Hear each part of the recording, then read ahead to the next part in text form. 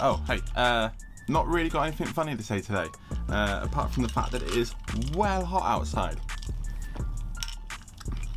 It's not a Guinness, it's a nice coffee. It's well hot. Oh, these. Yeah, that's, well, I'm covering the Haro up. I have finished it, but I haven't finished editing it. And, think about doing some t-shirts. Save Old Bike t-shirts. Let me know in the comments if that's the sort of thing you want. Also, stick around to the end, because there's a little announcement that I want to make for something else that you might want. See you in a bit. Alright then, first things first, let's get a little bit greasy. I'm using the Muc-Off copper compound as I always use. I've actually going to link it below this week because people always ask me about it, so I'm going to try and remember to keep it in there. The headset, so basically this bike came with at least what I thought it did, came with a 1-inch fork. It didn't. It came with a 1/1/8 fork, threaded. So I decided to get this threadless headset and convert it to a threadless fork. I've never actually done this before because it's kind of rare on the 90s and 80s bikes. It wasn't that big of a thing for manufacturers to use this measurement. I expected it to be a complete pain in the butt, but well, it just works. Simple as that.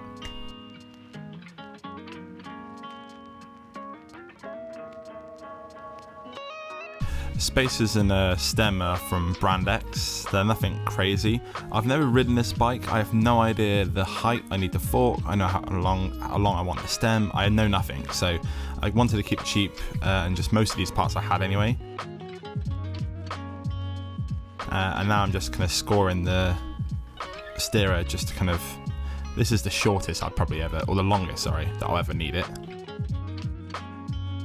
I don't know who I stole this idea from, but it's a good one, and it's using an old stem if you don't have like an actual jig to do this, to cut the steerer.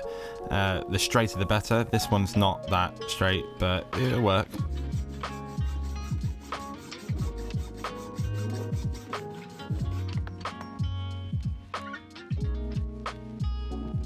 Yeah, I mean, it's not that straight. It's sort of straight. It'll do.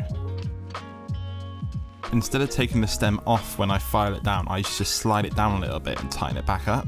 This reason is for once you've filed it, you can then know if you can get the stem off easily enough, then you know it's filed down enough, instead of like wrecking a good stem. Bingo. I don't have a star nut tool, so I just use an old bolt and hammer it in. Simple.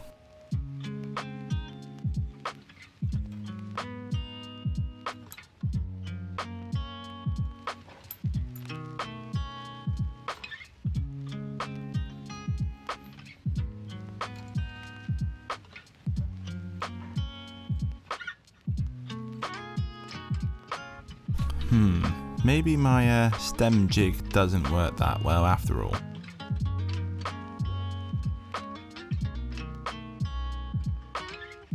Next I moved on to the BB, using some of that beautiful grease again. I mean, this was pretty straightforward, apart from that I slipped off then. That was clumsy of me. Oh, look, another problem. So I managed to forget to mask the hanger bolt. Jesus, that was hard to get out. So basically, I just took a old steel decent derailleur and kind of just recut the thread with that. I could have used an actual tapping tool, but I don't have one. I probably should have one. I do this sort of thing a lot, and I often need to tap thread, so that'll do.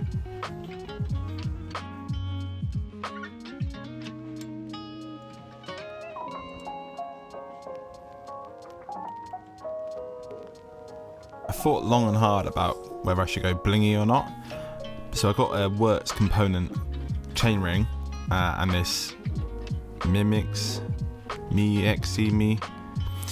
this thing, and the colour I went for was purple. So yes, I did go a little bit blingy.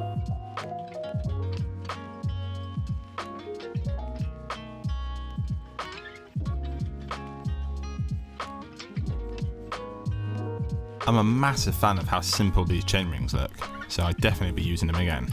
and they're cheap. Okay then, so the brakes. They're pretty battered. Like the actual arms had like paint on them from the spray paint that this bike had all over it. Honestly, I kind of forgot about these until the last minute, so I couldn't really put too much effort into them. So I sanded them down as much as I could to kind of get some of that kind of the bulk of it off, and then put it in a vaporous to get some of the rust off, and then just left it. I know, should we talk about the stem again? So I decided to recut it because, well, I needed to recut it. I used this stem instead this time, which worked out a lot better. But also I decided if I was going to have a blingy chainring, maybe I should have some more blingy stuff. So I got this stuff from the UK Blinkings Hope. Look how fast that snail is.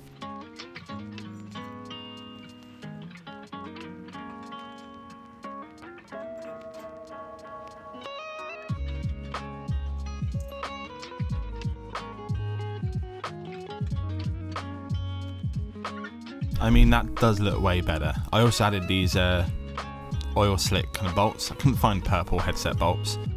Handlebars, I'm still going to just keep it simple for now. Got these Brand X bars. They're nice and wide, reasonably wide, so they should feel pretty good. And yeah, that's starting to look pretty good. Now oh, that? Yeah. So, yeah, I got a hot tub. No, YouTube does not pay me that much money. Would you believe me if I said I found it? Right, forget the hot tub, let's put some wheels on it. These are ProLite 26-inch wheels. They're pretty decent, pretty cheap. But I was thinking tyres as well as the wheels. Oh baby. I'm not even going to pretend I know how to pronounce Shrewsbury. But anyway, on the Shrewsbury. The back one is a rapid racing Rob. And a tough Tom on the front. No, Racing Ralph. Racing Ralph.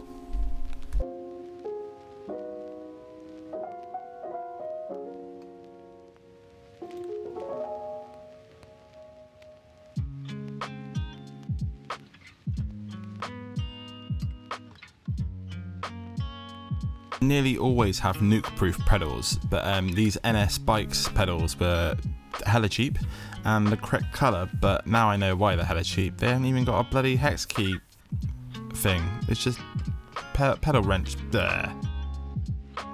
Schwalbe. Schwalbe. Schwalbe. Schwalbe. Schwalbe. Schwalbe. Nailed it. I didn't really mention it before, but it's going to be a 1x9 setup. All SRAM.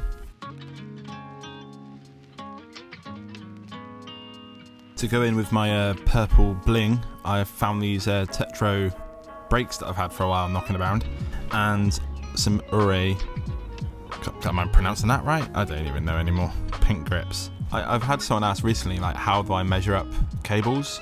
And short answer is, I just wing it and just kind of do it until it looks right. Generally, if it looks alright, it probably feels alright as well. That's not the correct answer, just, you know, probably find someone else's video that knows what they're talking about. I straightened that kink out off camera, just so you know.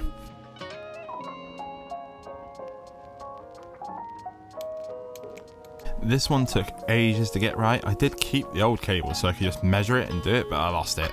But I got it in eventually. This doesn't look right from this angle, but if you look at it straight on, that is the right one, and it's loads of movement. It feels good.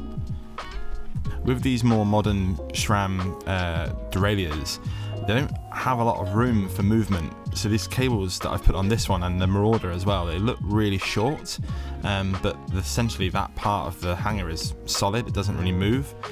So to me, I don't think that really makes a difference then. See, that it's the minimal movement. Let me know below if you think that it does make a difference.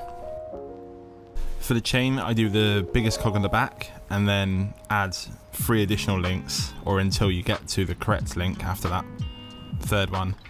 Or was it 2? Maybe I should do a video of it on it. Clearly know exactly what I'm doing. Then using the master links, I just connect the chain. Trying very hard not to lose part of the master link, and then spending a very long time looking for it in the ground.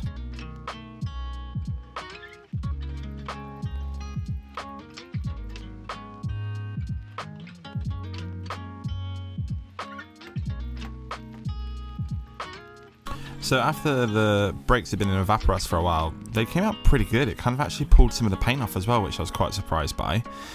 So much so, I'm going to put them on there for now, but I might actually pull these off and try restore them a bit, or maybe even paint them black to go with the bike.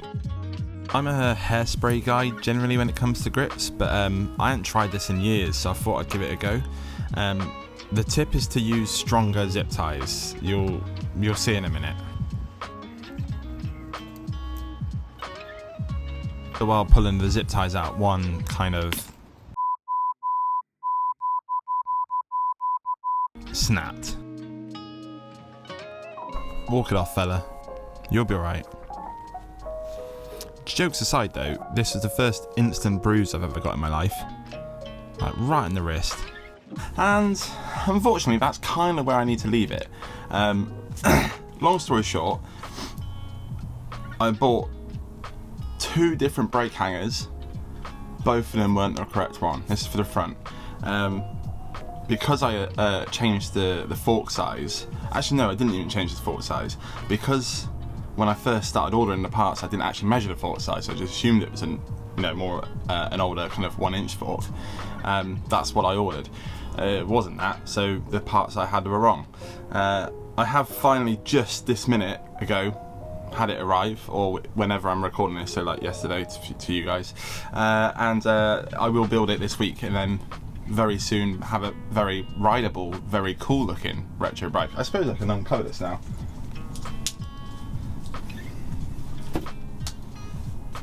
It's pretty sick. But yeah, set up some brakes. Probably gonna have to dial in the derailleur a little bit as well. Make sure it shifts nice, and then it's ready to go. We can get some riding in. But little announcement, to celebrate the finished of this bike, I have made something. A very small amount of these cool stickers. Like I say, very small amount. If you ordered my Bulky Boy Bike Club stickers, you would, on the first weekend that I launched them anyway, you would have received one of these. You were the lucky people to get these first. But everybody else, just dropped one. These will be going on the website live now, so if you're watching this video, they are live and you can pick them up. That's it really.